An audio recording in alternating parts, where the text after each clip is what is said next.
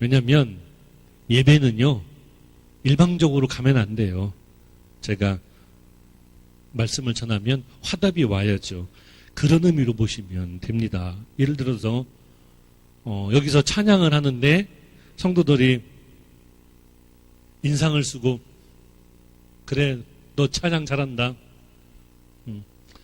나는 지금 복잡한 생각으로 집안 걱정, 직장 걱정 뭐 이런 것 때문에 찬양하고 싶은 생각이 없다. 이러면 서로가 은혜가 안 되잖아요. 마찬가지예요. 예배 시간에 절어도 돼요. 딴 생각해도 됩니다. 그런데 스마트폰은 좀 쉬게끔 해주세요. 1시간 동안. 스마트폰도 쉬어야 건강해집니다.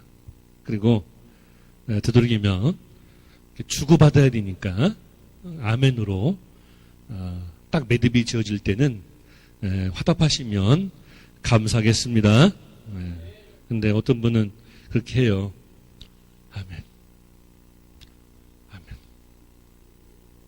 아멘. 그러면 안 들리니까 저는 아멘 하지 않은 걸로 생각하죠. 그렇게 생각합니다.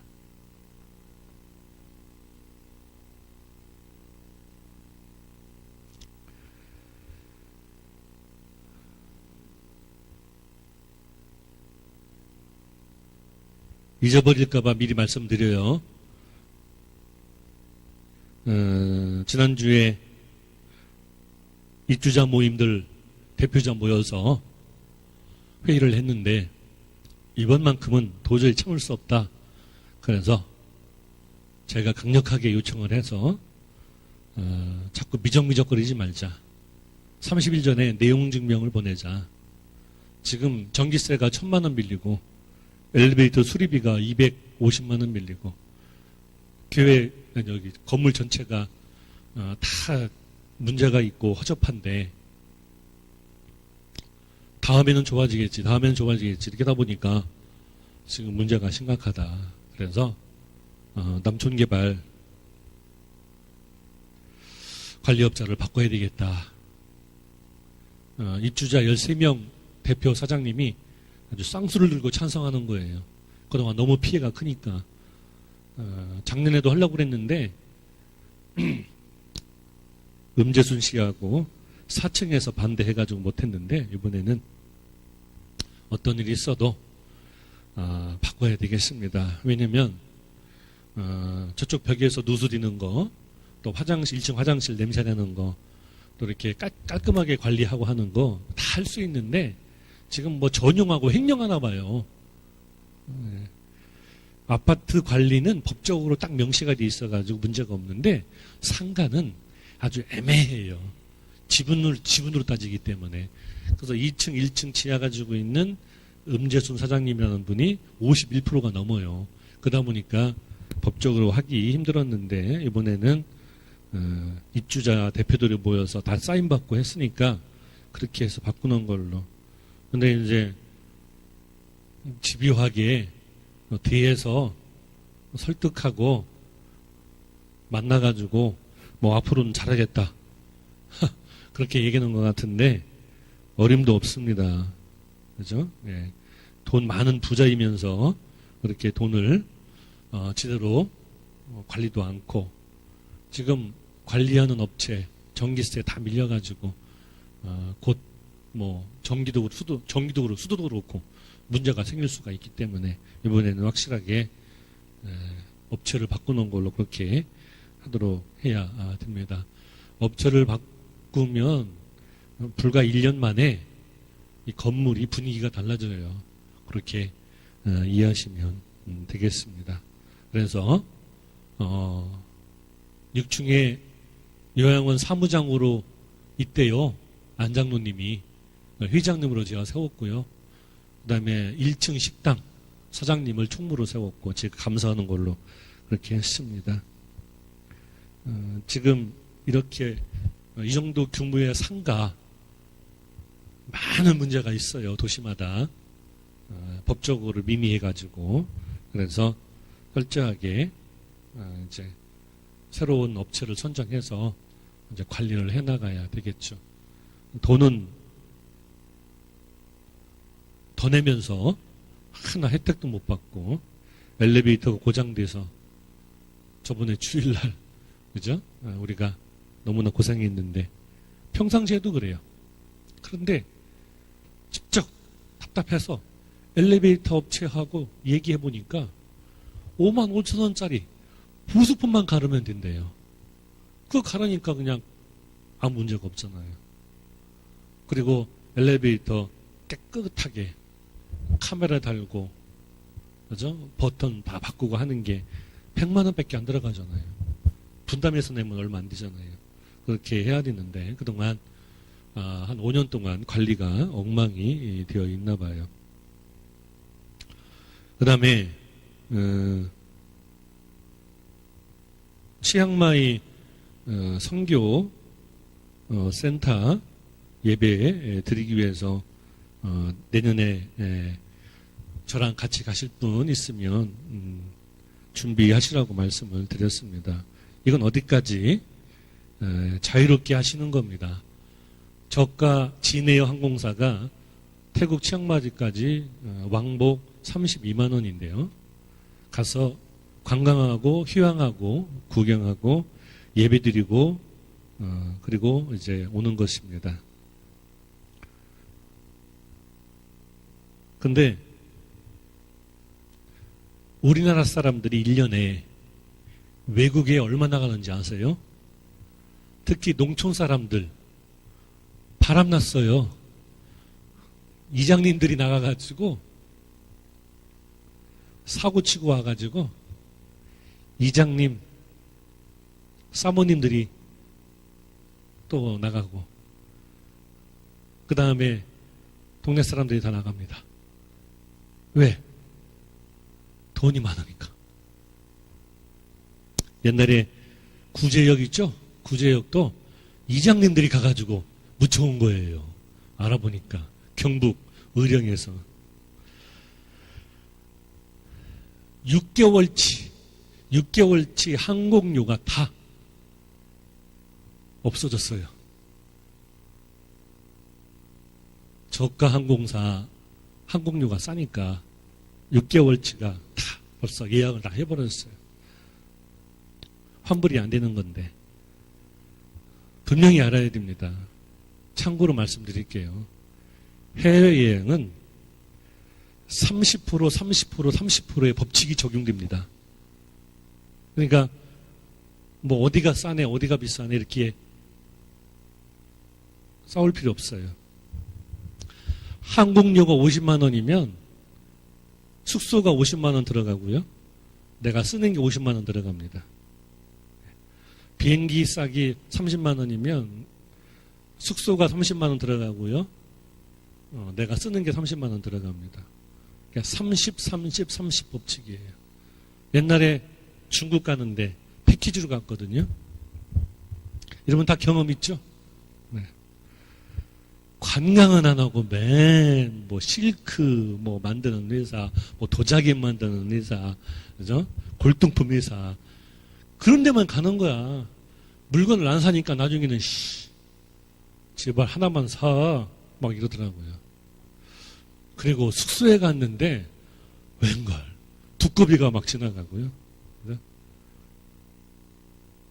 저녁에 술 먹은 남자들이 방으로 들어와요.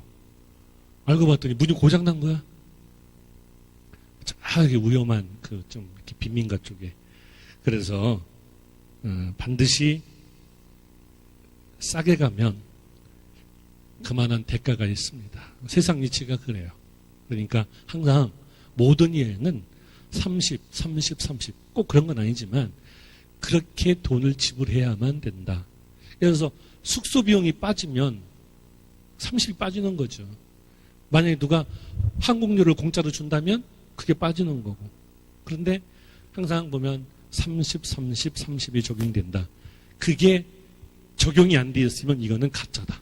이거는 뭔가 문제가 있는 여행이다. 보시면 지혜롭게 앞으로 선택할 수가 있습니다. 꼭 명심하세요. 하도 해외여행 가가지고 피해를 많이 보기 때문에 말씀을 드리는 것입니다. 반드시 옵션을 걸거나 상품 관광을 시켜서 배 이상을 빼게 되어 있어요. 먼저 잊어버릴까봐 말씀을 드립니다. 그 다음에 내일 모레 개사케 가실 분 교회로 10시까지 오시면 감사하겠습니다. 자, 제가 오늘 제목을 우리 한번 나가 따라 봅시다. 하나님 마음. 네, 다시 한번 따라 합시다. 중심을 보시는 하나님 마음. 하나님은 중심을 보신다. 자, 성경적으로 풀어드리고 해석하면 점심 식사 후에 다들 졸리고 지루할 테니까 한 가지 예를 들어 볼게요. 복날에 아직도 시골에서는 게를 잡아가지고 보신탕을 끓여 먹습니다. 보신탕을 끓여 먹으려고 기르던 게를 나무에 매달아 게 패듯이 패고, 인천에서 이사 오신 권사님이 있어요. 권사님이 전원생활 하려고 집을 사놓고 이제 사는데 그 밑에 집이 그 동네에서 아주 유명한 사람이야. 좋은 쪽으로, 안 좋은 쪽으로. 자전거 타고 운동하는 걸 좋아하는데, 동네를. 자전거 타고 운동하고서 딱 집에 가려고 하는데 전봇대에 웬 이상한 시커먼 게 걸려 있어요.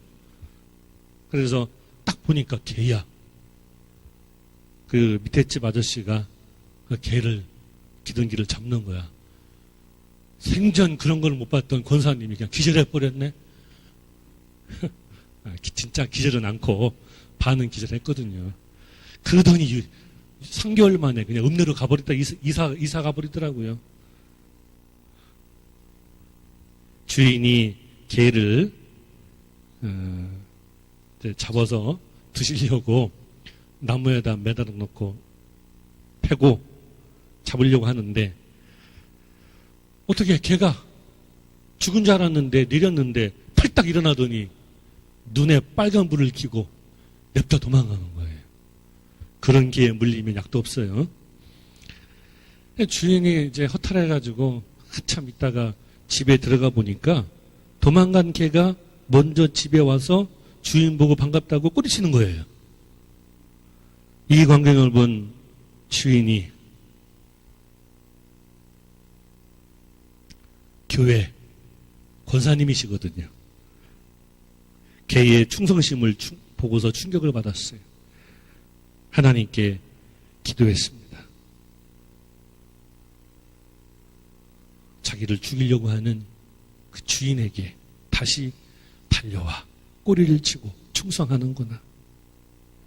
나도 이 개 같은 권사가 되게 하옵소서 라고 기도했다고 합니다. 나도 이 개 같은 권사가 되게 해 주옵소서. 여러분, 재밌는 이야기지만 한번 생각해 보세요. 5번, 10번 성공하고 하나님께서 내 가정에게 놀라운 축복을 주셨는데 한 번 하나님께 실망했다고 뒤도 안 돌아보고 도망하는 그런 모습 속에서 어떻게 우리의 중심을 하나님 앞에 드린다 할 수 있겠습니까? 그러니까 안 되는 거죠. 이왕 얘기 나온 김에 또 하나 예를 들겠습니다. 장사를 시작했는데 장사가 안 되어서 걱정하던 집사님이 간절히 기도했어요.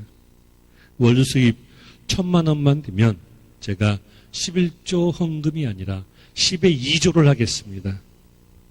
200만 원을 드리겠습니다. 그런데 이상하게 다음 달부터 장사가 잘 되는 거예요. 그래서 800만 원을 벌었어요. 그러자 이 집사님이 하나님께 다시 기도를 드렸습니다. 하나님 정말 대단하십니다. 하나님, 먼저 하나님의 목을 떼어가시는군요. 1,000만 원 벌게 해달라고 그랬는데 800만 원 벌게 해주시고 200만 원 하나님이 가져가시는군요. 미리 저를 위해서 이렇게 하시니 감사합니다. 이렇게 기도했다는 거죠. 우스갯소리지만 우리 인간의 마음은 그래요. 과연 우리 성도들이 햇빛교회를 진정으로 사랑하는지 제가 여러 번 묻습니다. 제가 묻고 싶어서 묻는 게 아니에요. 우리 성도들을 의심해서 묻는 게 아니에요. 예수님께서 부활하신 다음에 가장 먼저 하신 말씀이 나를 사랑하느냐? 나를 사랑하느냐? 그것도 3번씩이나 베드로에게.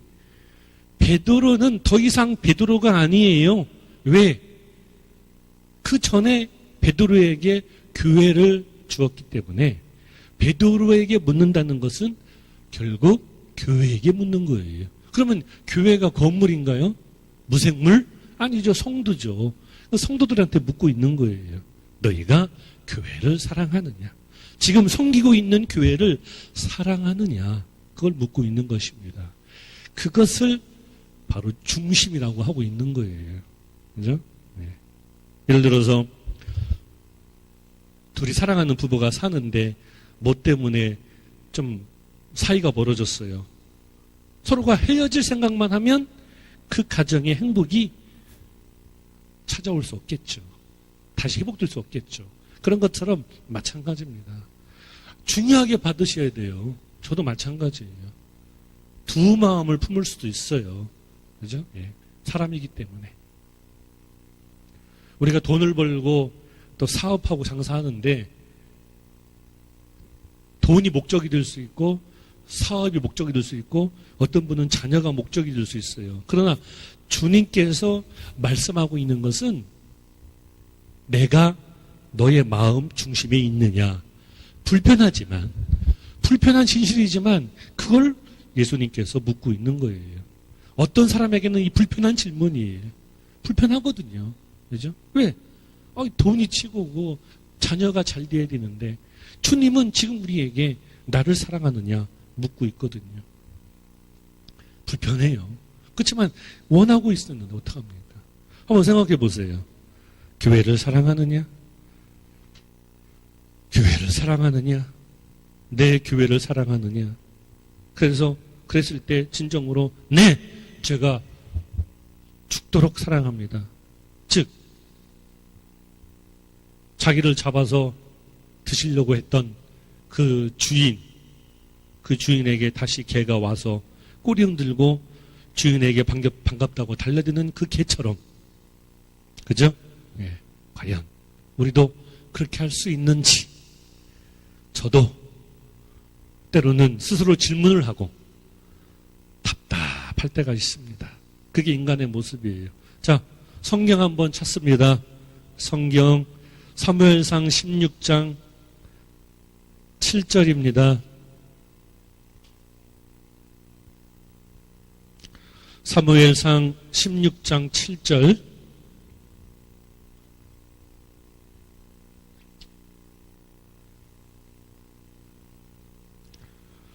사무엘상 16장 7절 434쪽 7절 우리 다 같이 읽습니다. 시작. 여호와께서 사무엘에게 이르시되 그의 육모와 키를 보지 말라. 내가 이미 그를 버렸노라. 내가 보는 것은 사람과 같지 아니하니 사람은 외모를 보거니와 나 여호와는 중심을 보느니라 하시더라. 아멘. 사무엘 선지자는 이새의 아들 한 명 한 명 지나가게 했습니다. 면접을 보는 거예요. 그때 용모가 뛰어나고 남다잡고 용맹한 아들 엘리압을 보고서 사무엘은 하나님이 택하신 자라고 확신했습니다. 그런데 하나님은 고개를 돌리시며 내가 보는 것은 사람과 같지 아니하니 사람은 외모로 보거니와 나는 중심을 보느니라 그랬습니다.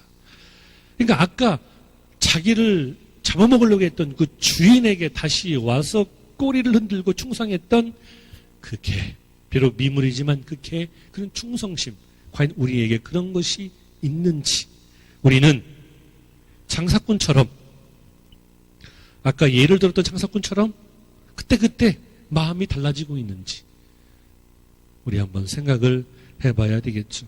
그리고 자꾸만 왜 예수님께서 부활하신 다음에 베드로에게 나를 사랑하느냐? 그죠? 그리고서 내 양을 먹이라 말씀하셨을까? 우리 햇빛교회 성도들도 과연 교회를 사랑하느냐? 예수님이 물으시면 예수님 앞에서 자신있게 제가 교회를 사랑합니다 라고 대답하지 못할 것입니다.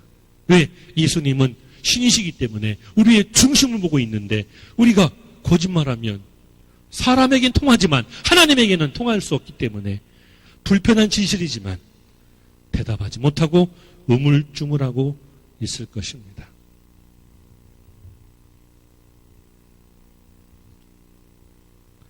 아버지 이새도 사무엘 선지자도 전혀 예상치 못했어요. 막내 아들 들에서 양을 치고 돌아온 막내 아들이 이스라엘 왕으로 세워집니다. 결국 다윗의 다른 아들들은 중심이 다른 데 가 있었지만 막내 아들은 하나님을 향한 그리고 가족을 사랑하는 그 마음, 중심이 있었나 봐요. 겉으로가 아닌 중심으로. 참 두려운 말씀이죠. 그죠? 예. 겉다르고 속다르면서 거룩한 척, 깨끗한 척 하는 그런 사람들 얼마나 많이 있습니까? 저는 이 말씀을 통해서 불편한 진실이지만 과연 저도 진실합니다. 깨끗합니다. 충성합니다. 라고 대답할 수 있을까요? 저는 예수님 앞에 못합니다. 예수님은 신이시기 때문에 중심을 보고 있는데 어떻게 대답할 수 있습니까? 그러므로 우리는 다 나약하고 부족한 존재가 아닌가 그렇게 생각을 합니다. 열왕기상 3장 6절에 보면 다윗은 성실과 공의와 정직한 마음으로 주 앞에서 행함으로 그렇게 되어 있어요. 열왕기상 3장 6절에 보면 그렇군요. 예. 성실과 공의와 사랑으로 주님과 함께하는 그런 귀한 아들이었나 봐요. 그래서 중심이 나중에 나타납니다. 언제 나타나죠? 네. 저는 이렇게 봐요. 성경 전반부는 아브라함의 이야기, 그 다음에 이삭, 야곱, 요셉, 그리고 모세, 다윗 이렇게 흘러갑니다. 성경에서 가장 중요한 인물이 바로 다윗이에요. 왜? 예수님을 다윗의 후손이라고 그랬거든요.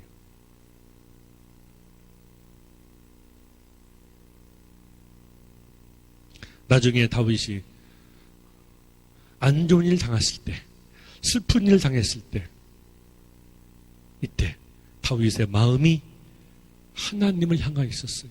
그게 뭐죠? 바로 시편의 다윗의 시입니다. 힘들고 어려울 때, 고난 속에 있을 때, 자기 아들이 반역을 해서 쫓겨다닐 때, 그때 그 절제절명의 순간 하나님을 향한 마음을 가지고 있었어요. 그게 다윗의 마음이거든요. 그러니까 하나님께서 중심을 보신 게 맞았어요. 그렇게 생각을 합니다. 한 가지 예만 듣고 마치도록 하겠습니다. 마가복음 12장 35절에 보면 예수님이 서기관들을 꾸짖어요. 너희들은 제사장이 아닌데 제사장인 것처럼 긴 옷을 입고, 옛날 우리나라 사람들 양반들이 이 긴 옷을 입었잖아요. 그죠? 거룩한 척한다. 인사 받는 걸 좋아한다. 높은 자리에 있는 걸 좋아한다. 너희가 성전의 주인이냐 하면서 지적을 했습니다. 그때 마가복음 12장 41절에 부자는 연보를 많이 냈다고 자랑했습니다. 근데 한 가난한 과부는 2렙돈을 내었습니다. 2렙돈, 동전을 하나님 앞에 헌금을 한 것입니다. 어떤 집사님이 헌금을 했는데 2렙돈이라고 써서 헌금을 했어요. 진짜 그 집사님이 2렙돈으로 헌금했다면 그 집사님은 정말 중심이 변하지 않는 하나님의 축복받는 집사님이 될 거예요. 그러나 집에 수많은 재산이 있고 돈이 있으면서 2렙돈이라고 헌금했다면 그 집사님은 중심을 속인 겁니다. 불편하지만 어쩔 수가 없어요. 왜? 예수님이 뭐라고 그랬어요? 그 가난한 과부가 2렙돈을 헌금했을 때 이 여자는 생활이 구차한 중에도 전부를 내었느니라 그랬어요. 그러니까 우리가 따라올 수 없는 거죠. 불편하잖아요. 불편한 진실이에요. 그러나 주님은 그걸 원하고 있는 것입니다. 재물로는 못해요. 그러나 마음으로는 할 수 있습니다. 요즘 사람들은 재물에 눈이 멀어서 한도 끝도 없이 타락합니다. 인간의 모습이에요. 그러나 마음만은, 그죠? 예. 마음 쓰는 거는 돈 들어가는 거 아니니까 마음만은 2렙돈을 드리는 한 가난한 과부처럼 하나님 앞에 충성하는 성도들이 되시기를 예수님의 이름으로 축원합니다. 예, 그래서 중심 다시 한번 요점 정리하면 자신을 잡아서 먹으려고 했던 그 주인에게 다시 돌아와서 꼬리치며 다시 반갑게 맞아준 그 개처럼, 강아지처럼 우리가 과연 그런 중심을 보일 수 있는지.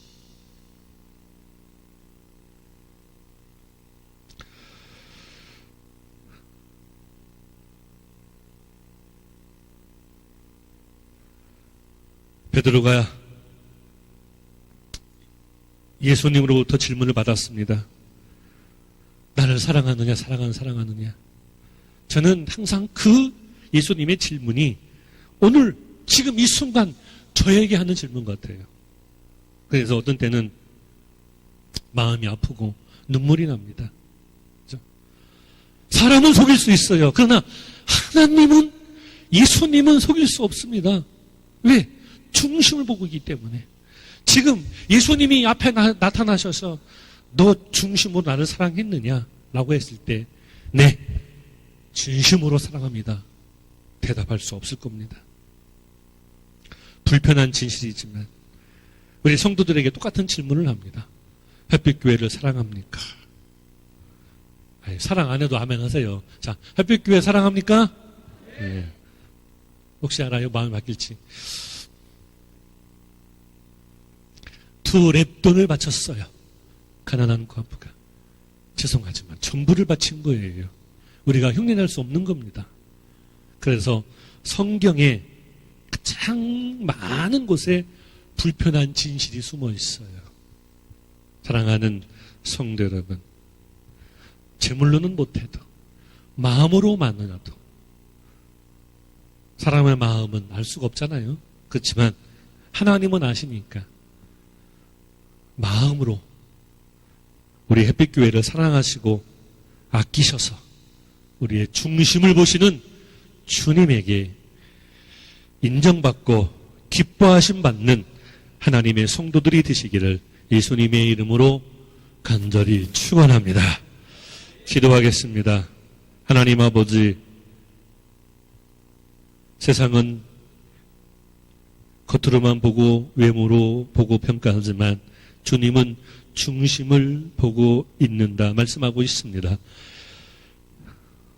볼품없든지 구차하든지 또한 잘생기지 못해도 주님은 우리의 중심을 보시고 축복하시는 줄 믿습니다. 다윗은 성실과 공의와 정직한 마음으로 주님을 사랑하고 이웃을 사랑했습니다. 그 마음이 주님 보시기에 마음에 합한 사람이라고 인정받게 되었습니다. 예수님께서 베드로에게 나를 사랑하느냐 내 양을 치라 말씀하고 있습니다. 하나님, 부족하지만 저를 주님의 교회로 인도하셔서 하나님의 평화의 도구로 쓰임받게 하셨습니다.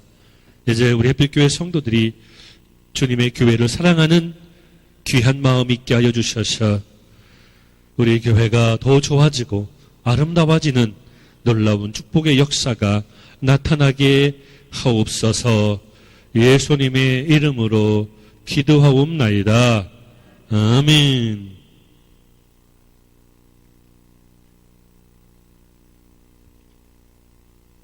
감사합니다. 네, 감사해요. 오늘 주일날 다른 약속을 뒤로 하고 또 어디 놀러 가고 구경 가고 하면 좋을 텐데 좋은 날 교회 오셔서 정말 감사합니다. 특별히 우리 안산은 세월호 참사의 직격탄으로 많은 어려움을 겪고 있습니다. 그러나 반드시 하나님의 역사는 새롭게 하시고 또 회복시켜 주십니다. 참고 견디는 교회에게는 큰 축복으로 역사하실 줄 믿습니다. 네, 감사합니다. 방송실 PP 고쳤네요. 수고하셨어요. 자,